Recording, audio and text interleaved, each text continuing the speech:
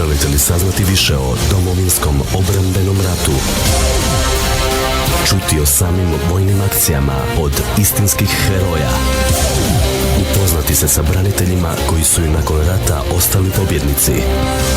Naši dečki. Emisija o herojima Domovinskog rata. Nekad i danas. Evo, dragi slušatelji, dobrodošli u emisiju Naši dečki, dobrodošli na 87.6 MHz, emisiju koju evo Radio Trsat u suradnji sa Udrugom Hrvatskih dragovoljaca 91. organizira za sve hrvatske branitelje, ali ja bih rekao evo isto tako što je sigurno važno za sve mlade ljude, za sve one koji su redovni slušatelji našeg radija. Dobrodošli na 87.6 MHz. Odmah na početku idemo u glavu, pozdravit ćemo nikoga drugoga nego jednog od zapovjednika obrane Vukovara, točnije zapovjednika obrane Bogdanovaca, pukovnika Damira Radnića. Damire, dobrodošli u ET Radija Trsat. Hvala vam lijep vam pozdrav i vama i vašim slušateljima. Damire, danas ćemo razgovarati s mnogim vašim suborcima, kasnije ću razgovarati sa Damirom Markušom i Ivanom Capanom, a tema razgovora je evo, navršena je 20. godina od pogibije hrvatskog viteza, dragovoljca HOS-a, gospodina Zdravka Špalja Papundeka. Tom prigodom vi ste organizirali evo i jedno okupljanje, bio je s vama i predstavnik udruge za Primorsko-goransku županiju Valter Lulić ispred UHD 91. Pa evo recite mi možda, Damire, na početku što bi htjeli istaknuti o pokojnom Papundeku i zašto evo je bilo važno da se okupite vi kao njegovi suborci? Prije svega, gospodine Marine, hvala vam evo što ste nam uopće dali priliku da kažemo nešto o našem Papundeku, o Zdravku Špalju. Na ovaj vaš uvod još bi dodao, dakle, dragovoljcu HOS-a i pripadniku 204. brigade Vukovarske HVA. Zdravko Špalj Papundek jedan je od 58 nas koji smo kao dragovoljci HOS-a otišli u Vukovar. Tamo se borili do pada Bogdanovaca i do pada Vukovara. Jedan od 25 koji su dali svoj život u obrani Vukovara i Bogdanovaca, odnosno svoj život u obrani Hrvatske. Zdravko Špalj Papundek pokojni, dakle, poginuo je u noći 12. na 13.10. Zato smo se 13.10. okupili na krivom putu kada je zapovjednik Vukovara Mile Dedaković Jastreb izlazio u proboj prema Vinkovcima kako bi iz Vinkovaca organizirao to je moguće veću pomoć i koordinirano djelovanje prema Vukovaru kako bi nam tamo olakšao život. Dakle, Zdravko Špalj Papundek nije slučajno se našao tu noć u pratnji Dedakovića koji je došao iz Vukovara s frakciju Bogdanovce. Tamo su se još dva dragovoljca HOS-a priključila njegove pratnji s kojim je izlazio u proboj, dakle, iz Vukovara i na nesreću, eto, Zdravko Špalj Papundek je poginuo. O Zdravku Špalju Papundeku moglo bi se pričati ne 5 minuta na jednu emisiju, nego nekoliko sati i nekoliko emisija. Nije bio čovjek od velikih riječi, ali bio čovjek od velikog djela. Od svih nas 58 koji smo bili pretežito, grati dečki sa ulice, bilo nas je svih mogućih profila, zanimanja i godišta, od cirka nekih 35 godina tada pokojni Mladen Armstrong Grof koji je poginuo na Sajmištu, do Ante Šarića koji je imao nepunih 18, dakle koji mjesec manje od 18 godina nije bio ni kumanje, tako nikad nismo ni znali, koji je nažalost isto poginuo u Bogdanovcima. Kao što sam rekao malo prije, od 58-25 je poginulo u borbama. Mislim da to doista nema ni jedna postrojba u Hrvatskoj vojsci. Ja to ne ističem kao brojku radi brojke, nego brojku ne po nama, nego po našim suborcima iz ostalih postrojbi, iz Zbora Narodne garde, naravno svi smo kasnije bili zbor MUP-ovaca, domaći ljudi iz Vukovara i Bogdanovaca. Doista je sam naš dolazak i kasnije učešće u tom dijelu obrane Vukovara, odnosno Bogdanovaca, pokazalo se jako dobro i jako veliko i evo i dan danas postoje nekakve snimke ljudi koji su izlazili iz proboja i govorili o HOS-ovcima koji su tamo radili čuda. Dakle, zbog toga su ti ljudi poginuli, doista bili tamo gdje je bilo najteže. Zdravko Špalj Papundek, kažem, on je među svima nama odskakao na jedan način, prvo zato što nije previše govorio, a drugo zato što je odavao jednu sigurnost, a on je tu sigurnost imao zato što je prošao i nešto više obuke nego mi, a s obzirom na kraj gdje je živio Senj, odnosno krivi put, ono malo što nam je govorio, nekoliko puta je rekao da je više puta prokrastario taj Velebit na noge, sam, u noći, po danu, u razna godišnja doba, iz raznih razloga i doista je poznao i prirodu, znao se privući čovjeku da uopće ne osjeti da je iza tebe. Imao je te nekakve sposobnosti koje se dakle stiču nekakvim malo ipak dužim vježbanjem, odnosno ili čovjek ima u sebi ili ih nema. Naš početak i njegov početak, jer to je neraskidivo vezano, bilo je ljeto, odnosno još tamo kraj 7. početak 8. mjeseca Banovina, gdje smo se isto sa raznih strana Hrvatske, kao i kasnije naravno za Vukovar, okupili na Banovini, odnosno jedno mjesto, jednom selu kod općina Barilović, koje se zove Mejaško selo. Tu smo položaj dijelili sa 2. gardijskom brigadom, koja je tada bila u natajanju, tako da smo u biti krpali isto njihove redove, falilo je njima i ljudstva, falilo im je naravno i naoružanja. To su bili početci obrane Hrvatske, sve je to bilo u nastajanju, tako da se već tada nije radila baš nikakva razlika između garde, Hosovaca, svi su bili branitelji. Zdravko Špalj Papundek je bio dio Hosove grupe koja je ostala u Bogdanovcima. Dakle, u Vukovaru na sajmištu, ispričao na sajmištu, je bilo 44 nas, a u Bogdanovcima 14. To ovako ne izgleda velika brojka, ali s obzirom na broj punktova i općenito broj ljudi koji su bili naoružani u Bogdanovcima, to je zapravo dosta velika brojka. Bogdanovce, vjerujte mi, koji su se držali 7 dana do prije pada Vukovara i napravili velike štete neprijatelju s četnicima, preko 50 tenkova, preko 1000 pješaka, i održali se ti 40 dana okruženja. Njegova uloga je, dakle, do tog 12. odnosno 30. bila izuzetno velika. On je sa svojim ekipom držao jedan punkt.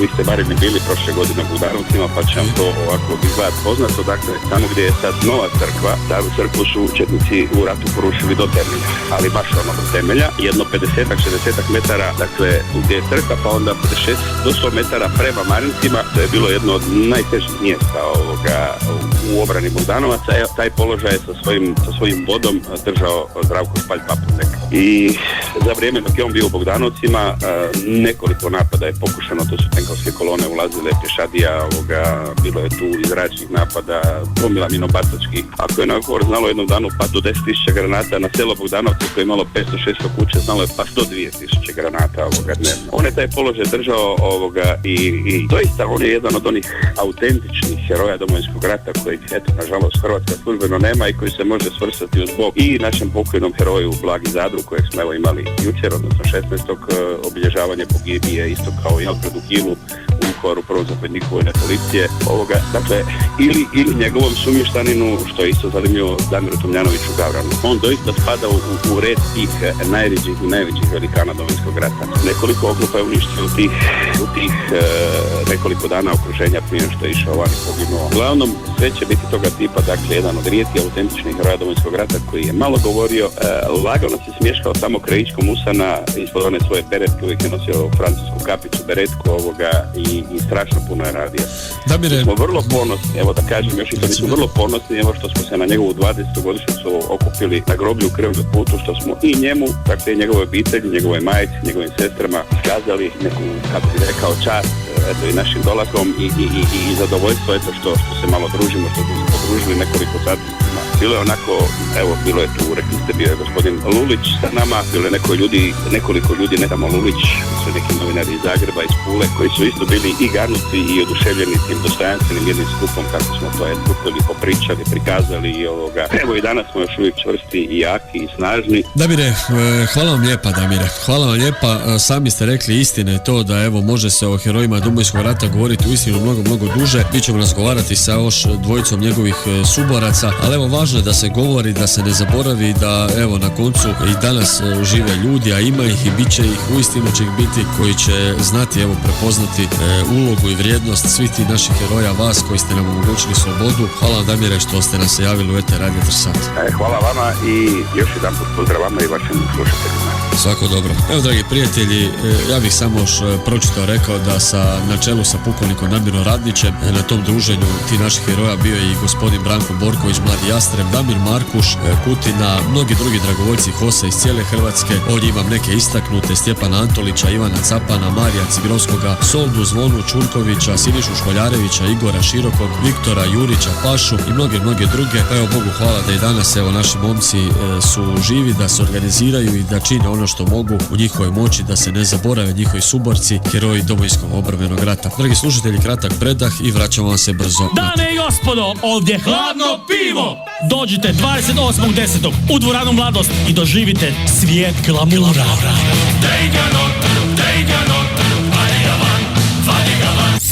Lezite, opustite, Opustite se. Doktore, kako ću se opustiti? Šta ako sam ostavio plin?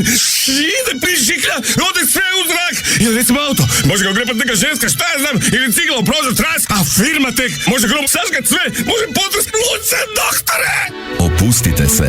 Sve što vam treba je HOK osiguranje. HOK, Hrvatska osiguravajuća kuća, nudi najveći izbor osiguranja pokretne i nepokretne imovine. Ponovite za mnom. HOK osiguranje za briga manje. www.hok-osiguranje.hr. HOK Rijeka, na Škurinjama preko puta tehničkog pregleda. HOK Srdoči, Miroslava Krleže 4, HOK Krk, Zagrebačka BB i HOK Belići, na Belićima kod Tonija Uspuha. Naši dečki.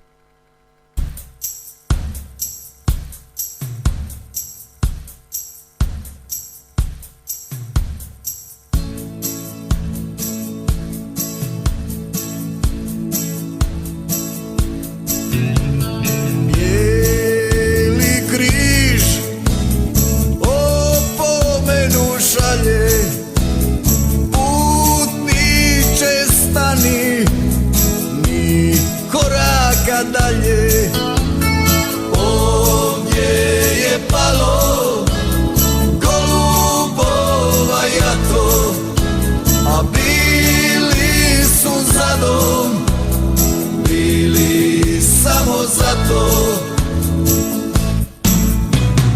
Pomoli se, onda dalje kreni, na ovom su mjestu pali golubovi bijeli, s ognjem pakla tu su se sreli, ostala su polomljena krila, a bili su za dom spremni.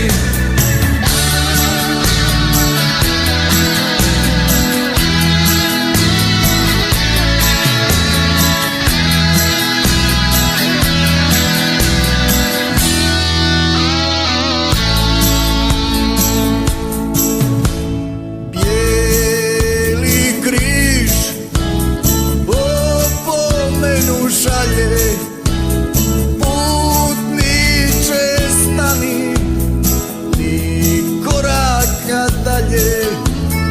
Ovdje je palo golubova jato, a bili su zadom, bili samo zato.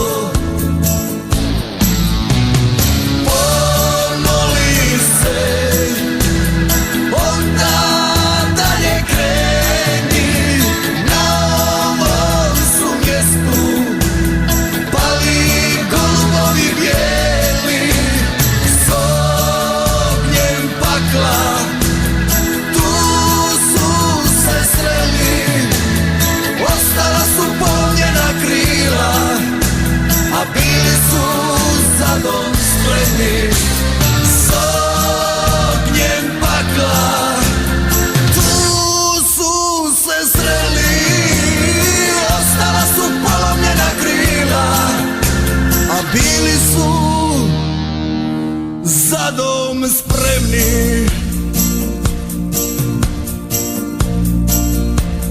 Naši dečki.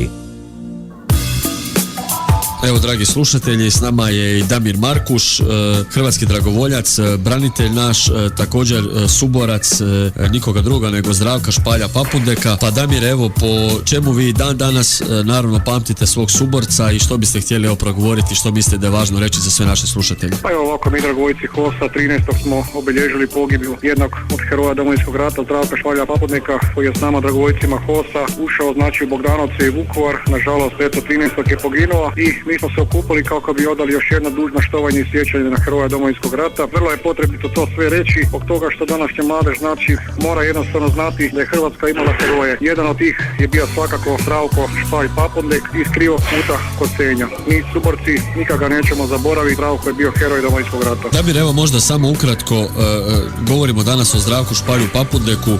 Recite, da li danas, evo, progovorili ste da naši mladi u stvari mnogi ni ne znaju o herojima Domovinskog rata, što mi svi kao društvo bi trebali učiniti da se evo ta stvar ispravi? Pa evo ovako, vrlo jednostavno. U osnovnim školama 8. razred koji uči o Domovinskom ratu, gledali smo knjige, to je katastrofa, znači ima i 2-3 stranice, čak ima i netočnih tamo podataka i mi smo odlučili uzeti stvar u svoje ruke.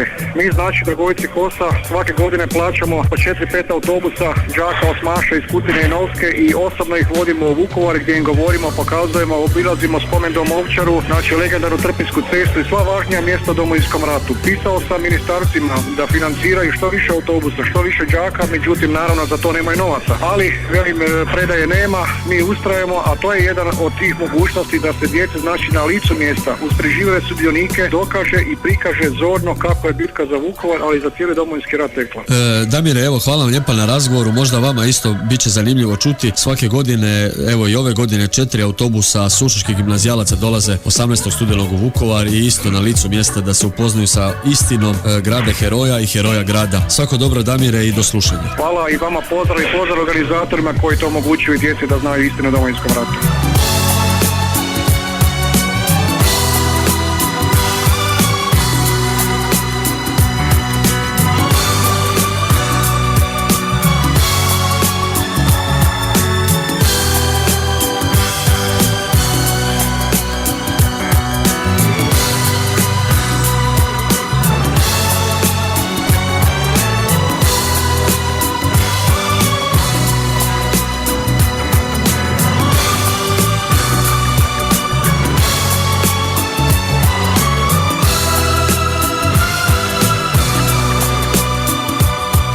Dragi slušatelji, Radio Tersat, hrvatski branitelji i svi vi koji ste s nama na 87.6 MHz. Sad ćemo čuti također još jednog suborca Zdravka Špalja Papundeka. Gospodine Ivane, dobrodošli u ETR Radio Tersat. Hvala vam što ste me pozvali. Gospodine Ivane, evo, po čemu vi pamtite i danas heroja Zdravka Špalja Papundeka i mislite li da dovoljno danas hrvatski građani, a napose evo mladi ljudi, znaju o tim istinskim herojima Domovinskog obrambenog rata? Pa ima dosta ovoga po čemu se može zapamtiti. Bio je jedan dobar dečko, fantastičan dečko, pravi prijatelj, suborac, bio je hrabar. Naime, mi smo bili od prvog dana zajedno, bili smo u Barilović, Mejaško selo, Velika Vranovina, Topusko, Duga Resa. Tijan dana smo držali Boronga i onda smo otišli u Vukovar.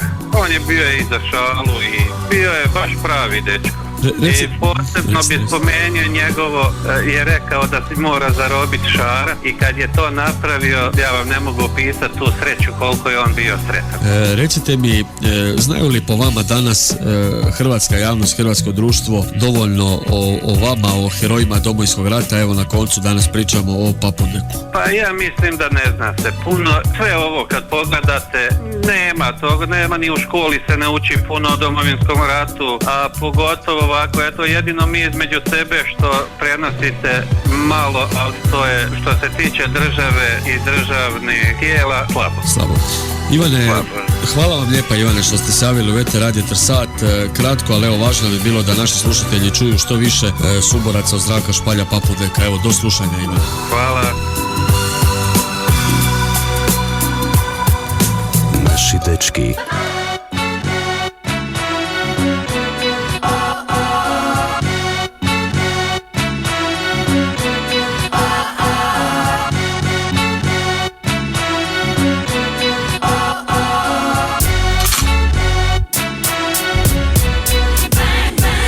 Nema više pravih heroja danas. Europa se stara o tom i motri na nas pa nas. Ne znam zašto s drugima baca na vagu. Naši heroji svi redom završavaju u Hagu. Ovo je pjesma za blago i tenkovsko groblje. Ovo je hvala za slobodu i što nismo roblje. Nek ide u novine, za gotovine i norce. Ovo je moj način sjećanja na borce. Što su činili, ginili, da bi mogo disati. Ovo je tema o kojoj dugo želim pisati. Ovo je bol, jer smo sjeli za stol Europe s onom babom, što je ne znamo ni spol. Debelog sam dojma da nas šetaju na uzicu. Europa je šupa, ali mi bi silno u tu guzicu. Samo da nas stranci ne nazivaju Balkanci, ali će nas uvijek držat na distanci. Bolje kroz trnje, pa nek peče i ne grebe, nego se nabuzit i dati svakom da nas jebe. Ovo se i tebe tiče, ovo u tebi viče. Pa zar heroji nisu likovi za priče? Za heroje želim samo reći ko sam ja. Koje je moje ime? Htio bi samo reći ko sam ja.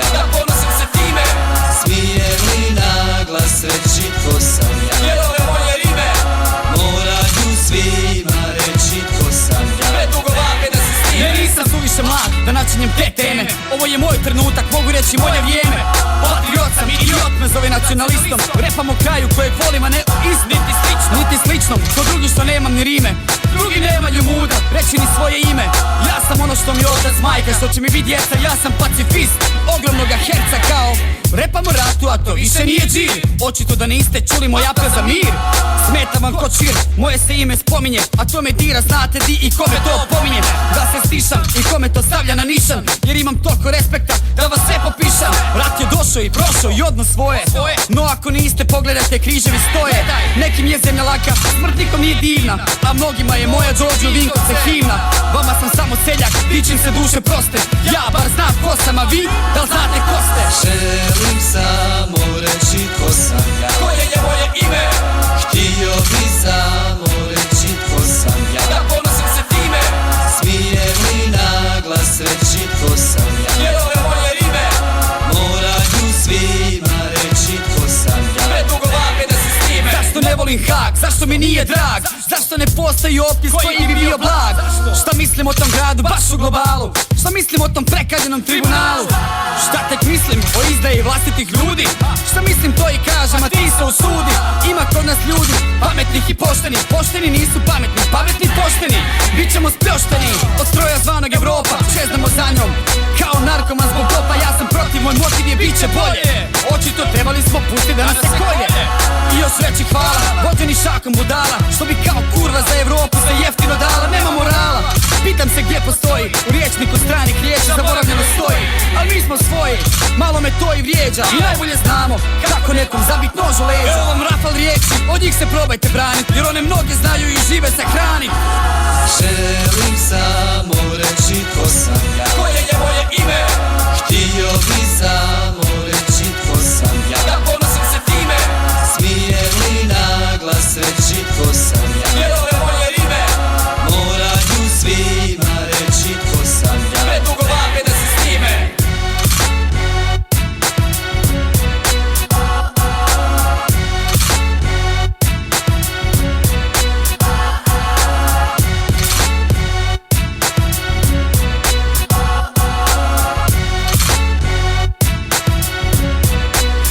Domovinski rat, radio kalendar. Evo nas, dragi prijatelji, ponovno zajedno. Domovinski rat, radio kalendar. 18. listopada 90. u Lici lička pruga ponovno minirana, a u Hagu 91. godine na današnji dan održana je mirovna konferencija Jugoslavije u Hagu. Milošević nije prihvatio Carringtonov plan, takozvani arrangements, dok ga je Bulatović prihvatio. Plan predlaže neku vrstu konfederativnih veza ili poseban status autonomija za određena područja i skupine na cijelom području SFRJ. Bulatović, odnosno Crnoj Gori, u pauzi sjednice talijanski ministar vanjskih poslova De Michelis ponudio je pomoć u iznosu od 40 milijardi talijanskih lira u raznim projektima ako prihvati Carringtonov plan. Divno. U Vukovaru u prijepodnevnim satima opet počinje žestoki napad na grad i prigradska naselja, uglavnom iz okolnih četničkih uporišta iz Bačke. Na tijekom dana ispaljeno je oko 1000 projektila. U poslijepodnevnim satima istočni dio grada bombardirali su zrakoplovi, pokušan je i pješadijski proboj na Sajmištu, a tijekom noći napadi su se nastavili s nešto manjim intenzitetom, to jest ispaljeno oko 100 granata. Naravno da za sve ove granate, za ovih svakodnevnih preko 1000 projektila nije bilo nikakva optužnica o prekomjernom granatiranju. Osijek, tijekom cijelog dana iz smjera Baranje gađanje grad optičkim projektilima i Stare Tenje tenkovskom vatrom, poginulo je 9, a ranjeno je 48 osoba. Pješadijski napad na Laslovo je odbijen. U Karlovcu je na današnji dan 91. u 16 sati počeo opći napad na grad. Topništvo 580. Mariborske JNA gađalo impregnaciju skladište INE. Na Ilovcu hotel Koranu, poduzeća Jugoturbinu, automehaniku, paljba se otvara po Turnju, Mostanju, Rakovcu te po cijelom gradu. Prosudba je da je neprijatelj ispalio preko 100 mina i 50 topničkih granata. Iz smjera Kamenskog gađana je i bolnica na Švarči, a minom bacačima je napadnuta crkva Svetog Jurija u Dragaliću na kojoj je palo 10 granata. Tom napadu poginuo je jedan civil, a do sada, dakle do tadašnjeg dana, 73 mrtva i 207 ranjenih. Rijeka, novinare Novog lista Igora Velimirovića i Livija Černičevića 0, pucala je osoba u uniformi JNA kad su pokušali snimiti objekt JNA u Zahumu, razoren u nedavnoj eksploziji, nitko nije bio ozlijeđen. U Dubrovniku na današnji dan 92. prema radiju Crna Gora koji prenosi Tanjugovu obavijest, JNA se povukla s juga Hrvatske iz Konavla, Cavtate i Prevlake, a posljednji tank s jugoslavenskom zastavom prešao je preko graničnog prijelaza u 11:30 sati. Istra, poglavarstvo i vijeća Labina, Novigrada, Umaga, Buja, Pazina, Poreča i Rovinja izrazila su zabrinutost glede najavljenog dolaska 4000 izbjeglih Hrvata iz Srednje Bosne s obzirom na promjenu demografske slike Istre, a predsjedništvo Istarskog demokratskog sabora na sjednici u Pazinu osudilo je provođenje ove akcije u organizaciji Ministarstva obrane Republike Hrvatske. Evo dakle, naši susedi, Istrijani su se bunili jer su im trebale doći izbjeglice. Predsjednik Vrhovnog suda Republike Hrvatske Milan Vuković u Washingtonu izjavio je pred Američkom komisijom da je Hrvatska do sada u potpunosti surađivala s Međunarodnim sudom za ratne zločine te istaknuo da međunarodna zajednica mora izvršiti pritisak na takozvanu Srbiju, i sve ostalo raspadnuto SFRJ kako bi se ispitala masovna grobnica na Ovčari kod Vukovara.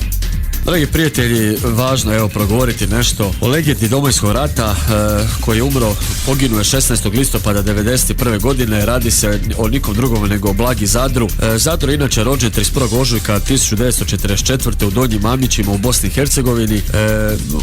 Imao je čin generala bojnika, posthumno je s time odlikovan, a najpoznatiji je naravno po tome što je jedan od najvećih heroja Domovinskog rata. Ono što je važno reći da po izbijanju krvave bitke za Vukovar zbog svojih izuzetnih organizacijskih sposobnosti i hrabrosti preuzima zapovjedanje obranom čitavog Borova naselja. Iako nije bio vojno školovan kao zapovjednik 3. bojne legendarne 204. Vukovarske brigade, pokazao se izvrsnim organizatorom obrane Borova naselja. Pod njegovim vodstvom na Trpinskoj cesti, koji je zbog toga i prozvana groblje tenkova, zaustavljena je oklopna sila Jugoslavenske narodne armije, uništena je na desetke i desetke srpskih tenkova i oklopnih transportera. Bio je hrabar i odlučan, zapovjednik koji u borbu kretao prvi, no evo, iz jedne se nažalost nije vratio. Poginuo je 16. listopada 1991. godine blizu Trpinjske ceste, pokošen rafalom iz puškostrojnice, dok je junački predvodio svoje suborce u akciju. Blago Zadro, nikada zaboraviti nećeš biti, dogodile, postoje oni koji će se sjećati svih heroja Domovinskog rata. Naši dečki.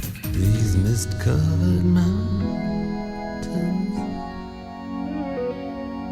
are a home now for me, but my home is the lowlands and always will be.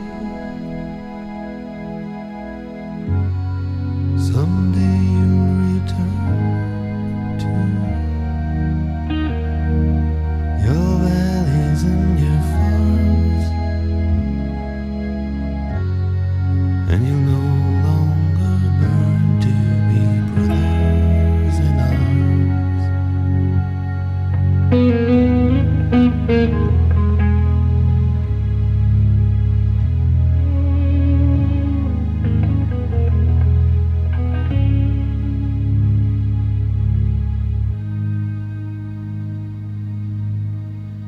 Through these fields of destruction, baptisms of fire, I've witnessed your suffering as the battle reached high, and though it hurt me so bad, in the fear and alarm, you did not desert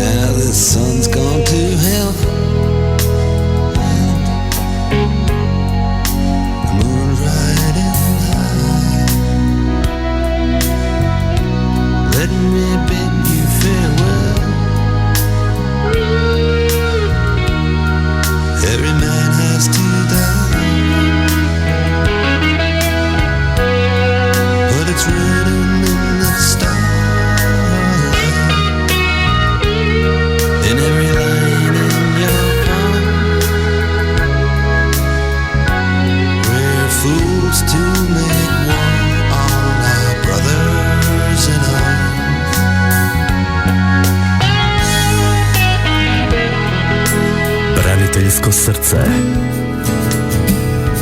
19. rujna 2011. u blizini njemačkog grada Bona dogodila se strašna prometna nezgoda u kojoj je nastradao hrvatski branitelj i dragovoljac Domovinskog rata Mladen Lacković-Laci. Mladen je prevezen u bolnicu u teškom stanju bez svijesti s ozljedama opasnim po život. Nakon par dana kome i nakon što su već i liječnici dignuli ruke od njega, naš hrabri branitelj ipak se probudio iz kome i počeo se oporavljati. Saznavši za ovu tragediju koja je snašla obitelj Lacković, njegovi prijatelji i suborci iz UHD 91 organizirali su hitnu akciju kako bi prikupili novčana sredstva za daljnje liječenje. U samo 2 do 3 dana među članovima i simpatizerima udruge skupljeno je 5500 kuna koji su odmah poslani u Njemačku Mladenovoj supruzi Maji Petrović-Lacković. Osim te simbolične, ali hvale vrijedne geste, dečki iz UHD 91 organizirali su preko svojih poznanstva u dijaspori liječenje za Mladena u jednoj od najboljih klinika u Sjedinjenim Američkim Državama. Mjesec dana nakon strašne nesreće, Mladen je prebačen avionom u Ameriku i tamo će nastaviti liječenje i obaviti još nekoliko potrebnih operacija. UHD 91 ovom prilikom zahvaljuje se Hrvatima iz Amerike koji su nesebično uključili u akciju i koji su na svoj trošak organizirali Mladenu smještaj